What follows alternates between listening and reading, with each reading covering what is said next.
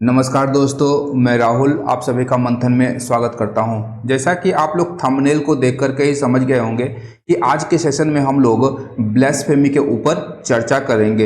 हाल के ही दिनों में हम लोगों ने देखा है कि भारत में ईश निंदा से जुड़ी कई घटनाएं सामने आई हैं, जिसके कारण न केवल भारत का सामाजिक सौहार्द बिगड़ रहा है, अपितु कई शहरों में इसे लेकर विभत्स हत्याएं भी हो चुकी है, जो एक सभ्य समाज में स्वीकार्य नहीं किया जा सकता है। वर्तमान समय में हम लोग देख रहे हैं कि एक दूसरे धर्म के प्रति लगातार लोग असहिष्णु होते जा रहे हैं तथा अपने धर्म के सामने दूसरे धर्म और संप्रदायों एवं उनके प्रतीकों के विषय में अनर्गल प्रलाप विभिन्न लोगों के द्वारा विभिन्न मंचों के ऊपर से किया जा रहा है, जो कहीं न कहीं भारतीय समाज में एक दूसरे के प्रति अविश्वास की भावना को बढ़ा रहा है। आज के इस सेशन में हम लोग इस निंदा को डिस्कस करेंगे तथा समझने का प्रयास करेंगे कि विभिन्न धर्म के धार्मिक ग्रंथों में इस विषय पर क्या कहा गया है। इसके अतिरिक्त भारतीय संविधान में इस निंदा के विषय में क्या प्रावधान किए गए हैं। साथ ही साथ हम लोग देखेंगे कि भारतीय कानून व्यवस्था के अंतर्गत क्या इस निंदा के विषय में किसी भी प्रकार का कानून भारतीय पिनल कोड या सीआरपीसी के अंतर्गत भारत के कानून में किया गया है या नहीं। तो सर्वप्रथम हम लोग देखते हैं कि इस निंदा क्या है या इसकी शुरुआत कहाँ से हुई थी। तो हम लोग यदि न्यू टेस्टामेंट की बात करें तो आज से लगभग 2000 साल पहले स्वयं ईसा मसीह पर इस निंदा का आरोप लगाकर उन्हें सूली पर चढ़ा दिया गया था। उन पर यहूदी धर्म को मानने वाले लोगों ने इस निंदा का आरोप लगाया था तथा उनका मानना था कि ईसा मसीह ने स्वयं को क्या कहा है, ईश्वर का बेटा कहा है, जो ईश निंदा है। प्रोफेसर डेविड नैश की किताब को यदि हम लोग देखें तो इनकी एक पुस्तक है blasphemy in the Christian world a history. इनकी एक प्रमुख किताब है जिसमें उन्होंने लिखा है कि इस निंदा का जो सबूत है वह प्राचीन ग्रीस में आज से लगभग 2500 वर्ष से मिलते हैं, जहां ईश्वर के विरुद्ध कुछ भी बोलना लिखना इस निंदा माना जाता था। इसके अतिरिक्त प्रोफेसर डेविड नैश की ही लिखी दूसरी किताब है एक्ट्स अगेंस्ट गॉड तथा मोहसेन कड़ीवार की पुस्तक ब्लेस्फेमी एंड एपोस्टेसी इन इस्लाम में इस निंदा के ऊपर प्रकाश डाला गया है। सर्वप्रथम हम लोग समझते हैं कि इस निंदा या ब्लेस्फेमी क्या है। तो ब्लेस्फेमी को यदि हम लोग देखें तो डिक्शनरी के अनुसार ब्लेस्फेमी का अर्थ होता है इस निंदा या भगवान की निंदा करना, अर्थात ईश्वर के बारे में इस तरह से लिखना या बोलना या अपने आप को अभिव्यक्ति के माध्यम से ईश्वर के विषय में इस प्रकार से अभिव्यक्त करना जो उनके सम्मान में कमी को दर्शाता है। इसे इस निंदा डिक्शनरी में बताया गया है।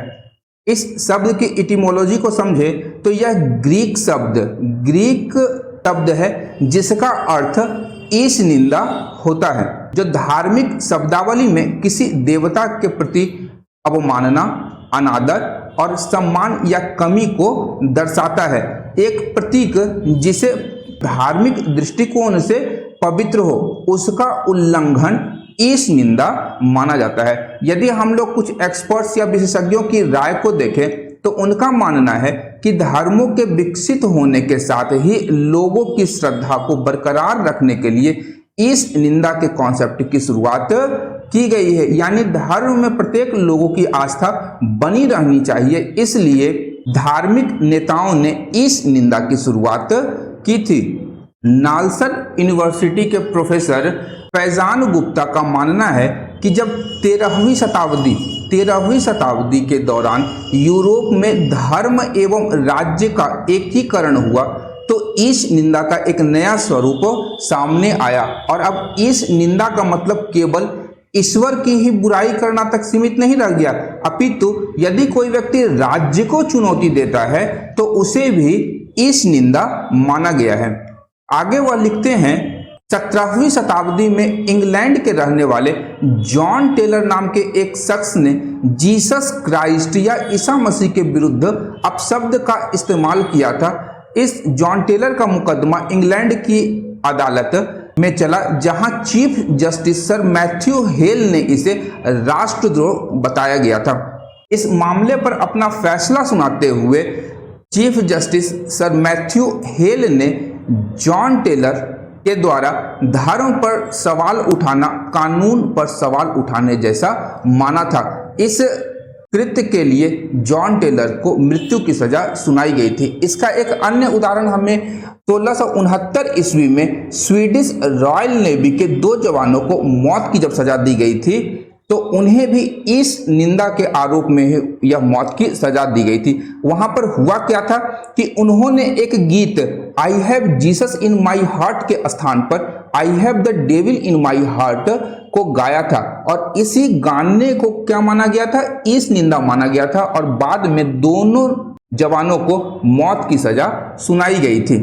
यदि विभिन्न धार्मिक ग्रंथों में देखें कि इस निंदा के संबंध में वहां क्या लिखा गया है, तो सर्वप्रथम यहां हम लोग बाइबिल से प्रारंभ करते हैं। बाइबिल के एक चर्चित पैसेज में लेविटियस 24:16 में लिखा गया है कि कोई भी आदमी जो ईश्वर की निंदा करे उसे माफ न करके सजा दी जानी चाहिए। यद्यपि हम लोग यदि देखें कि ईसाई धर्म में इस निंदा को एक ऐसे पाप के रूप में वर्णित किया गया है जो माफी के योग्य नहीं है, तथापि विभिन्न प्रकारों के पापों तथा उनसे मुक्ति के मार्ग के बारे में ईसाई धर्म में चर्चा की गई है। उनके अनुसार विभिन्न पापों से मनुष्य जो है मुक्त तो हो सकता है, परंतु उस शाश्वत आत्मा या ईश्वर के विरुद्ध यदि कोई अमर्यादित टिप्पणी या आचरण करता है तो उसे इस निंदा माना जाएगा और उसकी सजा क्या होगी, मौत की सजा होगी। इस निंदा पर यह जो सजा है बाइबिल के विभिन्न वर्षों में हमें देखने को मिलती है। आगे यदि हम लोग इस्लाम की बात करें तो पद्म भूषण से सम्मानित मौलाना वहीदुद्दीन खान के मुताबिक हर दौर में लोगों ने पैगंबर साहब के प्रति नकारात्मक रवैया अपनाया था, लेकिन कुरान में ऐसे लोगों के साथ मारपीट करने या सजा देने की बात कहीं नहीं लिखी गई है। यदि हम लोग अल इस्लाम जो अहमदिया मुस्लिम कम्युनिटी की एक ऑफिशियल वेबसाइट है वहां पर यदि जाकर के देखें तो वहां पर दिया गया है कि what is the punishment for blasphemy in Islam. Islam में ब्लास्फेमी के लिए क्या पनिशमेंट निर्धारित की गई है, तो आंसर में दिया गया है कि there is no punishment in Islam for blasphemy, no such punishment is prescribed in the holy Quran. यानी कुरान में किसी को भी ब्लास्फेमी के लिए किसी भी प्रकार की सजा देने का प्रावधान नहीं किया गया है। तो अब यहां प्रश्न उठता है कि जब कुरान में यह प्रावधान नहीं किया गया है तो इस निंदा का कॉन्सेप्ट इस्लाम में फिर आया कहां से, तो इस पर सैन डियागो यूनिवर्सिटी के प्रोफेसर अहमद टी कुरू ने अपनी किताब इस्लाम ऑथोरिटेरियनिज्म एंड अंडर डेवलपमेंट में लिखते हैं कि प्रारंभ में इस्लाम धर्म में इस निंदा के लिए मृत्यु दंड की सजा का प्रावधान नहीं था, बल्कि यह जो कॉन्सेप्ट है यह इस्लाम में 1050 ईस्वी के आसपास मिलता है, जब इस्लामिक उलेमाओं, जिसे हम लोग इस्लाम के धार्मिक स्कॉलर कहते हैं, जब इस्लामिक उलेमाओं तथा शासकों के मध्य नजदीकी बढ़ती गई तब धार्मिक उलेमाओं और शासक दोनों मिलकर इस निंदा पर कानून बनाना प्रारंभ किया। यदि पवित्र कुरान की आयतों को देखें तो यहाँ भी पैगंबर मोहम्मद साहब ने इस निंदा के लिए लोगों की हत्या करने को जायज नहीं ठहराया है तथा पैगंबर मोहम्मद साहब ने इस प्रकार की हत्याओं को सही नहीं बताया है। यहाँ पर लिखा गया है कि there is nothing in the Quran और the authentic teachings of the prophet Muhammad justifying the killing of people और अपोजिंग, क्रिटिसाइजिंग, ह्यूमिलिएटिंग और showing irreverence towards holy personages, religious artifacts, customs and beliefs of Islam। यानी पैगंबर मोहम्मद साहब की जो teachings हैं, जो शिक्षाएं हैं, उसमें इस निंदा के लिए किसी प्रकार की सजा का प्रावधान नहीं किया गया है। प्रोफेसर अहमद टिकुरू के अनुसार इस्लाम में जो कट्टरता है वह कट्टरता को बढ़ावा देने वाला प्रमुख मुस्लिम विद्वान अबू हामिद मुहम्मद इब्न मुहम्मद अल गजाली था, जिसने इस निंदा पर मौत की सजा को जायज ठहराया था। इसके पश्चात हम लोग देखते हैं कि 12वीं शताब्दी के दौरान इस्लाम के कट्टर धार्मिक नियमों को चुनौती देने वालों को मौत की सजा दी जाने लगी। इसी समय सीरिया, मिस्र और अफ्रीका ने धर्म और राजनीति के मामले में सवाल उठाने को न केवल असहमति बल्कि इस निंदा मानकर सजा तय कर दी थी। सिख धर्म की बात करें तो पंजाबी विश्वविद्यालय पटियाला में सिख अध्ययन के पूर्व प्रोफेसर धर्म सिंह के अनुसार 10वें गुरु गोविंद सिंह ने ऐसा ही फरमान सुनाया था कि गुरु ग्रंथ साहिब और इससे जुड़ी हर चीज जैसे टोपी, दस्तार या पगड़ी, कृपान आदि को सिख धर्म में पवित्र माना जाता है, इसलिए इनका अनादर एक गंभीर अपराध है। यद्यपि सजा को लेकर धर्म ग्रंथ गुरु ग्रंथ साहिब में किसी भी प्रकार की बात का स्पष्ट रूप से उल्लेख नहीं किया गया है। हाल के दिनों में पंजाब में हम लोगों ने देखा था कि सिख धर्म के विभिन्न प्रतीकों का अपमान किया जाता था, जिसे सिख धर्म में बेअदबी कहा जाता है। सिख धर्म को मानने वाले विद्वानों का कहना है कि ब्लास्फेमी का जो कॉन्सेप्ट है सिख धर्म में वह एक एलियन कॉन्सेप्ट है। इससे पूर्व ब्लास्फेमी का जो कॉन्सेप्ट है सिखिज्म में दिखाई नहीं देता है। यदि हम लोग प्राचीन भारतीय हिंदू, जैन और बौद्ध धर्म को देखें तो इन तीनों धर्मों में ब्लास्फेमी का कोई कॉन्सेप्ट हमें दिखाई नहीं देता है।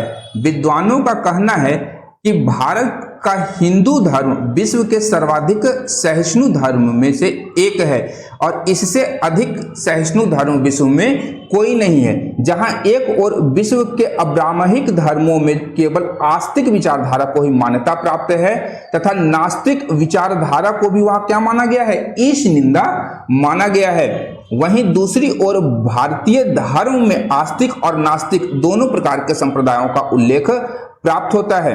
यदि हम लोग गीता को देखें, गीता का यदि हम लोग अध्ययन करते हैं तो श्री कृष्ण स्वयं बोलते हैं कि तुम किसी भी रास्ते से आओ, तुम्हें आना मेरे ही पास है। यानी भारत में प्राचीन काल से ही यदि कोई दूसरा मार्ग अपनाना चाहता था तो उसका भी स्वागत हिंदू धर्म के अंतर्गत किया जाता था, जिसके फलस्वरूप हम लोग देखते हैं कि 6ठी शताब्दी ईसा पूर्व में जैन और बौद्ध धर्म का उदय हम लोग भारत में देखते हैं। इसके अतिरिक्त यदि हम लोग उपनिषदों की बात करें तो जहां प्राचीन काल में यज्ञों की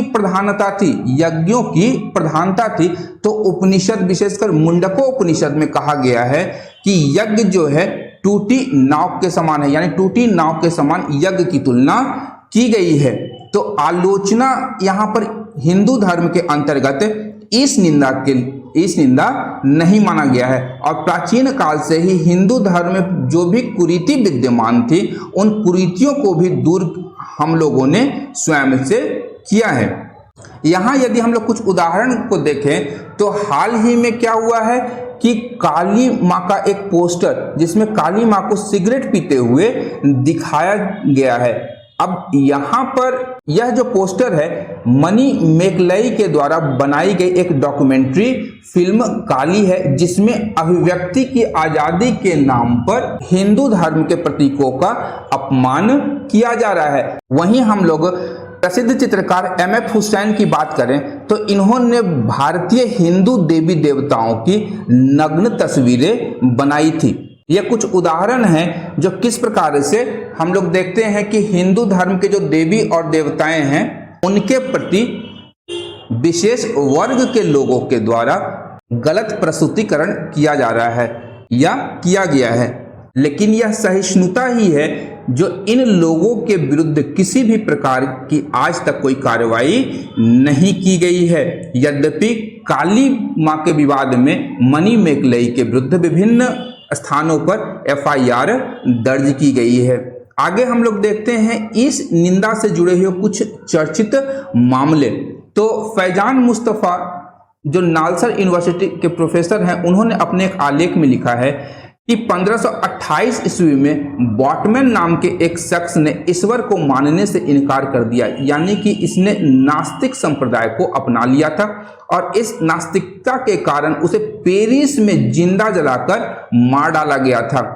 वहीं 17 फरवरी 1600 ईस्वी को खगोल वैज्ञानिक जियोर्दानो ब्रूनो ने कहा कि इंसानों की तरह तारों का अपना परिवार होता है।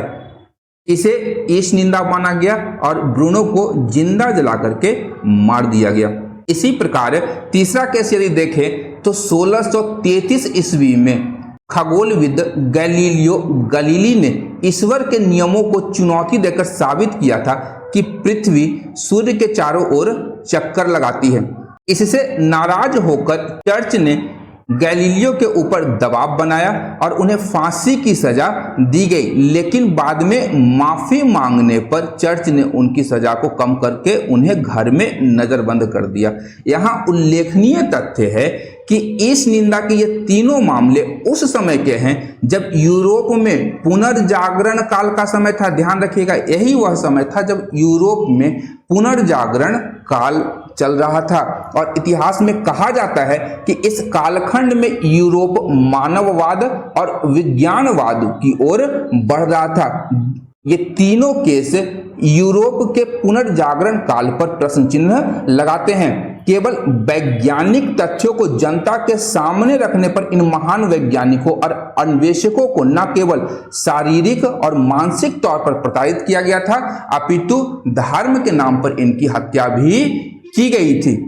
वहीं हम लोग चौथे केस की बात करें तो यह केस मार्च 2022 की है कि पाकिस्तान में एक 13 वर्षीय लड़की ने सपने में अपनी टीचर को ईश निंदा करते हुए देखा था। सपने में देखा था। इसकी शिकायत वह लड़की अपनी एक अन्य महिला शिक्षक से कर दी, जिसके बाद 3 अन्य महिला शिक्षकों ने मिलकर उस साथी महिला टीचर की हत्या कर दी। वहीं हाल के यदि ईश निंदा से संबंधित कुछ प्रमुख मामले जो कि पाकिस्तान में घटित हुए हैं देखें तो सबसे पहले एक ईसाई महिला आसिया बीबी की घटना हमें याद आती है। दूसरी अभी हाल में ही सैमसंग को लेकर के विवाद उत्पन्न हुआ बारकोड या वाईफाई को लेकर के। वहीं पेप्सी के बारकोड में भी दिखाई दिया कि वह इससे भी इस निंदा हो रहा है। यदि एक्सपर्टों की राय के अनुसार हम लोग चलते हैं तो सुप्रीम कोर्ट के सीनियर एडवोकेट विराग गुप्ता का कहना है कि भारत में जो इस निंदा का वर्तमान स्वरूप है उसे 3 तरीके से समझने का प्रयास करना चाहिए। पहला है कि भारत के धर्म और विदेशों से भारत में जो धर्म आए हैं उसके संबंध में। दूसरा है भारत में विभिन्न धर्म और संप्रदाय। और तीसरा है धार्मिक मामलों में भारत के संविधान और कानूनी व्यवस्था क्या कहती है। उनका कहना है कि संविधान में धर्म निरपेक्षता, ध्यान रखिएगा ये पंथ निरपेक्षता शब्द होना चाहिए धर्म निरपेक्षता के आधार पर। तो संविधान में पंथ निरपेक्षता के साथ अल्पसंख्यकों को अपनी परंपराओं की सुरक्षा का अधिकार है। भारत में आस्तिक और नास्तिक दोनों प्रकार की परंपरा का प्रचलन है, जिसे संविधान के अनुच्छेद 19 में अभिव्यक्ति की आजादी में शामिल किया गया है। इसलिए किसी असहमति, विरोध और आलोचना को इस निंदा का अपराध मानना सही नहीं है।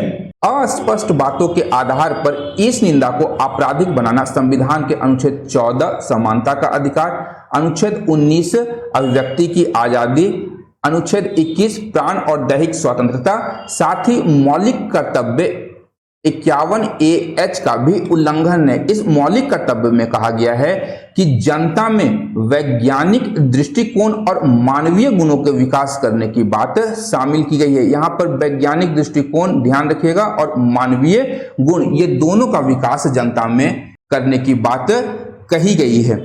अंग्रेजों के समय 1927 ईस्वी में जब धार्मिक विद्वेष भारत में बढ़ने लगा तो आईपीसी इंडियन पिनल कोड के अंतर्गत आर्टिकल 295A के तहत अपराध का एक कानून बना दिया गया।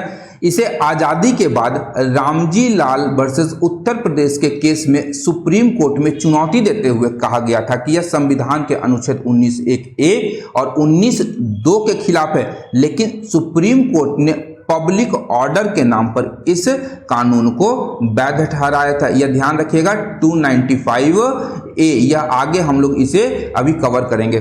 तो यहां सर्वप्रथम हम लोग देखते हैं कि वैश्विक दृष्टिकोण से कि इस निंदा पर दुनिया में किस प्रकार के कानून प्रचलित हैं। तो दुनिया में सबसे पहले धर्म से संबंधित अपराधों के मामले में ब्रिटेन के संविधान में 1860 ईस्वी में कानून बनाया गया था।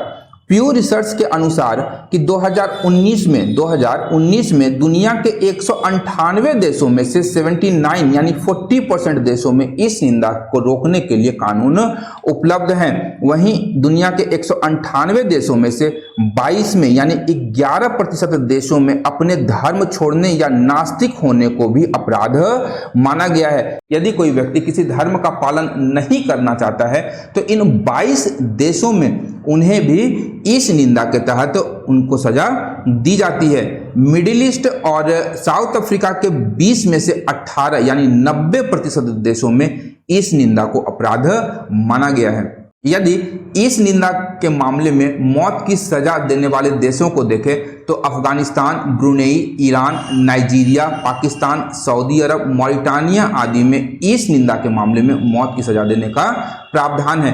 डेक्कन रिलीजियस के मुताबिक इस्लामिक देशों में पिछले 20 सालों में इस निंदा के आरोप में लगभग 1200 से ज्यादा लोगों की मौत की सजा दी गई है। यदि भारत में इस निंदा की बात करें तो संविधान में कहीं भी इस निंदा वाक्यांश का स्पष्ट उल्लेख नहीं किया गया है। इसे अपमान या अवमान या भगवान के प्रति सम्मान की कमी के रूप में परिभाषित किया गया है। हालांकि यह स्पष्ट किया जाता है कि कोई भी भाषण जो सार्वजनिक सद्भाव को नकारात्मक रूप से प्रभावित करता है या समाज में किसी विशेष समूह के खिलाफ हिंसा को उकसाता है तो उसे दंडित किया जाएगा। भारत की विधि आयोग की 267वीं रिपोर्ट में अभद्र भाषा हेट स्पीच को एक ऐसी अभिव्यक्ति के रूप में परिभाषित किया गया है जो उस विशेष समूह के आधार पर व्यक्तियों के खिलाफ संकट, अपमान या हिंसा भड़काने की संभावना है जिससे वे जुड़े हुए हैं। अब यदि कानूनों की बात करें तो भारत में इस निंदा से संबंधित क्या क्या कानून है, तो भारत में इस निंदा को लेकर अलग अलग से कोई कानून नहीं है। 1860 में पहली बार अंग्रेजों ने भारत में इस निंदा को लेकर आईपीसी में 3 कानून बनाए थे। वह था सेक्शन 295, 296 और 298। ये 3 कानून 1860 में ही बना दिए गए थे। वहीं 1927 में सेक्शन 295 में एक नई धारा 295A को जोड़ा गया। इसमें धार्मिक भावनाओं को ठेस पहुंचाने को क्राइम या अपराध माना गया, जिसके लिए 3 साल की सजा का प्रावधान किया गया है। यदि सेक्शन 295 को हम लोग देखें तो इसमें कहा गया है कि किसी भी धर्म का अपमान करने के इरादे से पूजा स्थल, ध्यान रखिएगा कि यहाँ पर पूजा स्थल को यदि कोई व्यक्ति चोट पहुंचाता है या अपवित्र करता है तो इसे धर्म के अपमान के रूप में देखा जाएगा। इसके लिए कारावास की सजा जिसे 2 वर्ष तक बढ़ाया जाता है और साथ साथ फाइन या दोनों का प्रावधान सेक्शन 295 में किया गया है। यदि 295A की बात करें तो इसमें कहा गया है कि किसी भी वर्ग के धर्म या धार्मिक विश्वासों का अपमान करके उसके धार्मिक भावनाओं को आहत करने के इरादे से यदि कोई जानबूझकर या दुर्भावनापूर्ण कार्य किया जाता है तो इसे धार्मिक अपमान माना गया है। अब यहाँ है कि भारत विभिन्न धर्म और संप्रदायों वाला देश है और यहाँ प्रत्येक व्यक्ति के विचार एक समान नहीं हो सकते हैं। यदि कोई व्यक्ति या नागरिक किसी भी वर्ग की धार्मिक भावनाओं को आहत करने के लिए या तो लिखकर या बोलकर या साइंस के द्वारा या दृश्य प्रतिनिधित्व के द्वारा या अन्यथा किसी अन्य प्रकार से किसी भी धर्म या धार्मिक विश्वासों का अपमान करने का प्रयास करता है तो उसे कारावास की सजा दी जा सकती है जो 3 साल की होगी। इसके साथ ही कारावास के साथ जुर्माना का भी प्रावधान किया गया है और हो सकता है कि सजा या दोनों से सजा हो सकती है। आगे हम लोग सेक्शन 296 को यदि देखें तो यहाँ पर दिया गया है कि धार्मिक सभा को भंग करना, जो कोई भी धार्मिक पूजा या धार्मिक समारोह के प्रदर्शन में कानूनी रूप से लगी किसी भी सभा में स्वेच्छा से अशांति का कारण बनता है यदि कोई व्यक्ति, तो उसे किसी एक अवधि के लिए कारावास जिसे 1 वर्ष तक बढ़ाया जा सकता है, इसके अतिरिक्त दंड लगा करके भी जुर्माना दिया जा सकता है, या दोनों की सजा का प्रावधान सेक्शन 296 में किया गया है। वहीं सेक्शन 298 की बात करें तो 298 में धार्मिक भावनाओं को ठेस पहुंचाने के इरादे से अपशब्द आदि का उच्चारण करना कानूनन अपराध माना गया है। यदि कोई व्यक्ति जानबूझकर किसी व्यक्ति की धार्मिक भावनाओं को ठेस पहुंचाने के इरादे से उस व्यक्ति के धर्म के संबंध में कोई शब्द या कोई आवाज करता है, या उस व्यक्ति की ओर इशारा करता है, उस व्यक्ति की दृष्टि में कोई वस्तु रखता है, तो इसके लिए भी कारावास की सजा का प्रावधान दिया गया है, जिसे 1 वर्ष तक के लिए बढ़ाया जा सकता है। साथ ही साथ इसमें जुर्माने का भी प्रावधान है, या सजा के रूप में जुर्माना और कारावास दोनों प्राप्त हो सकता है। सीआरपीसी की बात करें तो सीआरपीसी के सेक्शन 95 में कहा गया है कि power to declare certain publication forfeited and to issue search warrants for the same. तो सीआरपीसी के सेक्शन 95 में भी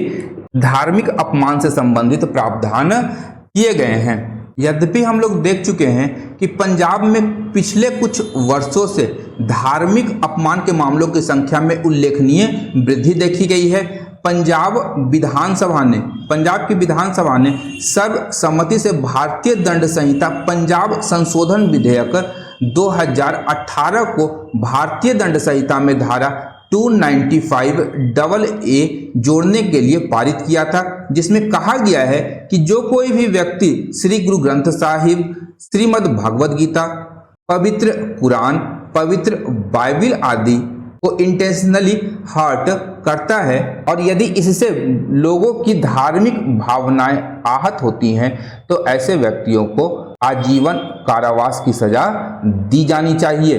परंतु केंद्र सरकार ने इस विधेयक पर अभी तक अपनी मंजूरी प्रदान नहीं की है। यद्यपि संविधान विशेषज्ञों का मानना है कि यह जो पंजाब का the Indian penal code Punjab amendment bill 2018 है, यह संविधान के जनादेश तथा उसकी मूल भावना के अनुसार नहीं है, और यह हमारा जो वर्तमान भारत का ताना बाना है इसे नष्ट कर सकता है। इसलिए केंद्र सरकार को इसका अनुमोदन नहीं करना चाहिए। अब यदि देखें पंजाब में इस निंदा के मामले, तो भारत में पंजाब में इस निंदा के मामले सर्वाधिक आए हैं। तो एनसीआरबी की 2018 से 2020 तक की रिपोर्ट को देखें तो बेअदबी के मामले सबसे ज्यादा पंजाब में सामने आए हैं, और 2018 में ही दूसरे राज्यों का जो आंकड़ा है 0.1% से 0.4% है, वही पंजाब में बेअदबी के मामले 0.7% है। 2017 से 20 तक पंजाब में बेअदबी के कुल 721 केस दर्ज किए हैं। एक रिपोर्ट को यदि हम लोग देखें कि दुनिया के 10 सबसे धार्मिक देश कौन हैं, यह जो रिपोर्ट है यह CEO वर्ल्ड मैगजीन ने ग्लोबल बिजनेस पॉलिसी इंस्टीट्यूट के साथ मिलकर 2020 में किया था। इस रिपोर्ट में सोमालिया को पहले स्थान पर रखा गया था, जो विश्व का सर्वाधिक धार्मिक देश है। वहीं भारत को इस सूची में 54वां स्थान प्राप्त हुआ है। तो आज का हमारा इस निंदा से संबंधित यह सेशन यहीं पर समाप्त होता है। इस निंदा पर आप लोग के क्या विचार हैं, आप अपने विचार कमेंट बॉक्स में डाल सकते हैं। उम्मीद करता हूं कि इस निंदा से संबंधित कुछ महत्वपूर्ण तथ्य आप लोगों को यहाँ पर से प्राप्त हुए होंगे। यदि आप लोगों को मेरा यह प्रयास पसंद आ रहा है तो मेरे इस चैनल को लाइक, शेयर तथा सब्सक्राइब करना बिल्कुल भी ना भूलें, क्योंकि इस प्रकार के वीडियोस में आपके लिए लाता रहता हूं। अंत तक देखने के लिए धन्यवाद। Thank you.